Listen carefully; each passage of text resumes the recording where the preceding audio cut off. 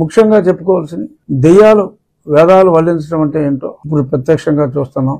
అలా ఉంది జగన్మోహన్ రెడ్డి గారు దొంగ అన్నట్టుగా వామో వాయో అసలు మామూల మీద చాలా దారుణంగా ఆ హత్యాకాండాలు చేస్తున్నారని చెప్పి అతను బాధపడతాం చూసి బాధ అనిపిస్తుంది. అది ఇద్దరు అసాంఘిక శక్తుల మధ్య జరిగిన స్ట్రీట్ ఫైట్. అప్పటికప్పుడు గంజాయి మత్తులో యువజన శ్రామిక రైతు కాంగ్రెస్ పార్టీకి చెందిన ఇద్దరు ఒకతను పొడి చేశాడు, చనిపోయాడు. వాళ్ళిద్దరూ ఒకప్పుడు ఒకటే గ్యాంగ్, దెబ్బలాట్లు వచ్చినాయి, పొడుచుకున్నారు. ఆ మొమెంటరీగా అదే పార్టీలో వాళ్ళ మధ్యన వ్యాపారాల్లో తగాదాలో, పంపకాల్లో తగాదాలో, దందాల్లో తగాదాలో ఉంటే అల్లాళ్ళు పొడుచు వస్తాయి. దాన్ని ఒక సమస్యగా మార్చి చంద్రబాబు నాయుడు గారు మీద దాడి చేయటం అనేది నీతి మాలిన చర్య. ఎవరు కూడా హర్షించరు. మరి దానికి కూడా కొందరు దీన్ని ఈ ప్రభుత్వంలో భారతీయ జనతా పార్టీ కూటమిలో ఉంటే ఒక పర్టికులర్ మతం వారికి ఇక రక్షణ లేదా అని పొడిచింది ఎవడరా? పొడిపించుకున్నవాడు పొడిచినోడు అదే మతం కదా, వేరే మతం వాడు కాదు కదా. మరి ఎందుకు అలాగా? మరి కొందరు సమాజంలో చిచ్చులు పెడతానికి ప్రయత్నిస్తున్నారు, పేర్లు అప్రస్తుతం. అది బాధ అనిపిస్తుంది. బాబాయిని లేపేసింది ఎవరమ్మా? బాబాయిని లేపింది ఎవరు? వాళ్ళ కుటుంబ సభ్యులే కదా. దానికి నారాసుర రక్త చరిత్ర. సో అలా లేపిది మీరే. అసలు ఎవరి మీద అక్కడ మిథున్ రెడ్డి గారి మీద ఏదో రాళ్ళు వేశారనో ఏదో కామెంట్ చేశారు. నువ్వే కదా నన్ను నా పుట్టినరోజు నాడు అరెస్ట్ చేయించి బాగా కొట్టించావు, వీడియోలో చూసావు. అంతకంటే హింస ఇంకేమైనా ఉంటుందరా బాబు? నువ్వు చెప్తావు నీతులు, ప్రజలు నమ్మాలి. ఎన్ని అరాచకాలు, ఎన్నెన్ని అరాచకాలు, ఎక్కడ ఎంతమందిని నీ సిఐడి గ్యాంగ్, నీ సునీల్ కుమార్ గ్యాంగ్ ఎంత ఎక్స్టార్షన్ చేశారు. ఈ చెప్పిన డబ్బులు ఇస్తావా, నీ కారులో గంజాయి పెట్టమంటావా, పెట్టి నా కొడక నిన్ను ఇంక అసలు బయటికి రావు అనే విధంగా ఎవరు మాట్లాడారు, ఎవరితో మాట్లాడారు అన్నీ ఉన్నాయి. ఏదో పెద్ద పత్తిలాగా అసలు నువ్వే పరిపించేమో ఒకరికి చెప్పి ఇంకొకరిని అనే అనుమానాలు కూడా మాకున్నాయి. ఇప్పుడు రాష్ట్రంలో శాంతి భద్రతలు లేవు. మరి ఢిల్లీ వెళ్ళి ధర్నా, ప్రతిపక్షాలకి పిలుపు. అప్పుడు నన్ను హింసించినప్పుడు నేను ప్రతిపక్షాలకి వేరే పార్టీ నాయకులు అందరికీ చెప్తే ఇదే జగన్మోహన్ రెడ్డి ఫోన్ చేసి అదంతా అబద్ధం, అది నమ్మొద్దు, అంత ధైర్యంగా కొట్టించి చూసినోడివి అంత భయపడిపోయావే. దాని గురించి నలుగురు ప్రశ్నించేటప్పటికి 4 ట్వీట్లు పెట్టేటప్పటికి అడిలిపోయావే. అది ఏదో పనులు చేసే ముందు ఉండాలి ఆ జ్ఞానం. సరే ఇప్పుడు మా కేసు తేలిపోద్ది త్వరలో. కానీ ఇప్పుడు ఢిల్లీ వెళ్ళి ఇక్కడ అన్యాయం జరుగుతుంది, రాష్ట్రపతి పాలన కావాలా అంటే మీరు పొడుచుకుని చచ్చిపోతే రాష్ట్రపతి పాలన కావాలా? ఇంతకంటే సిగ్గు ఉంటుందా? సో మళ్ళీ పేపర్లో రాయించుకుంటారా? ఏదో అందరినీ మళ్ళీ డబ్బులు ఇచ్చి రోడ్డు మీదకి రమ్మని చెప్పి అబ్బో తగ్గని ప్రజాభిమానం. మళ్ళీ కొంతమంది జర్నలిస్టులు బయలుదేరతారు, ఇంకా జగన్కి తగ్గని ప్రజాభిమానం. 40% వచ్చినాయి కదా ఓట్లు, వస్తారు. అందులో మిమ్మల్ని ప్రేమించే అభిమతం ఉన్న వాళ్ళు వస్తారు.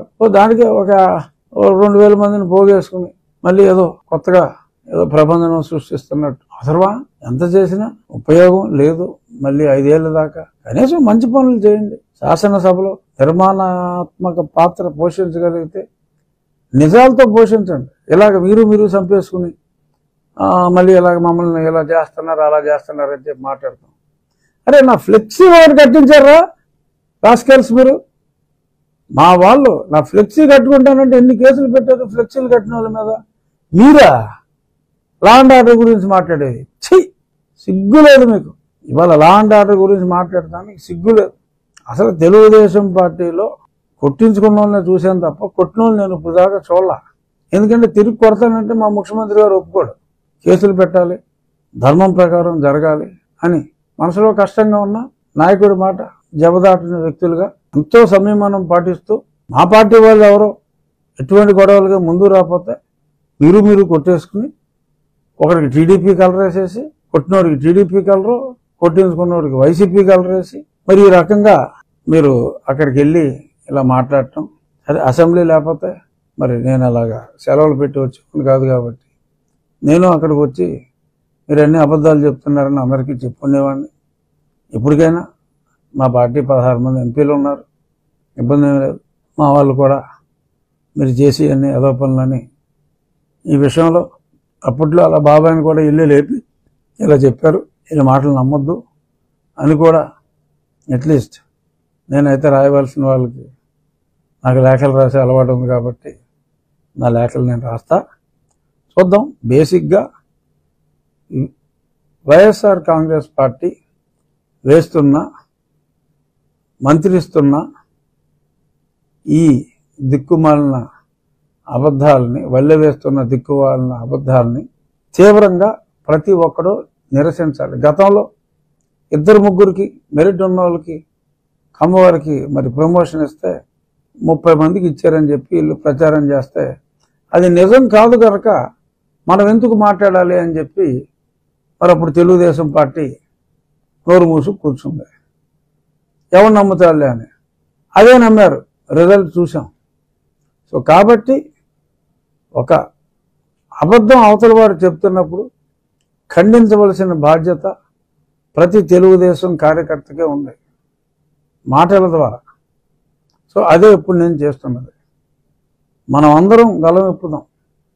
జగన్మోహన్ రెడ్డి అబద్ధం చెప్తున్నాడు అనేది మనం ఎక్కడికక్కడ 10 మందికి చెప్తూ పోతేనే అది అబద్ధం అని తెలుస్తుంది.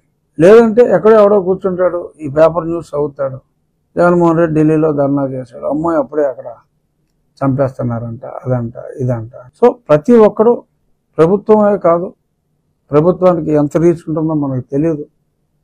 మనం అందరం కూడా ప్రతి ఒక్కరికి అక్కడ పొడిచినోడు, పొడిపించుకున్నాడు, హంతకుడు, హతుడు ఇద్దరు అతడు పార్టీయే, అతని పార్టీయే అని చెప్పి మనం చెప్పవలసిన అవసరం ఉంది. But at the same time నిజంగా ఎక్కడైనా ఏదన్నా తప్పు జరిగితే,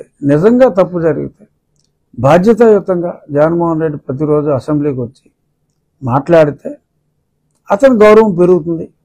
ఆ రకంగా ఉండాలి అని చెప్పి మరి జగన్మోహన్ రెడ్డి గారికి మీడియా ముఖంగా తెలియజేస్తూ, నిజాలు చెప్పండి, ప్రజలు గౌరవిస్తారు. అబద్ధాలు చెప్పకండి, ప్రజలు మళ్ళీ తిరస్కరిస్తారు.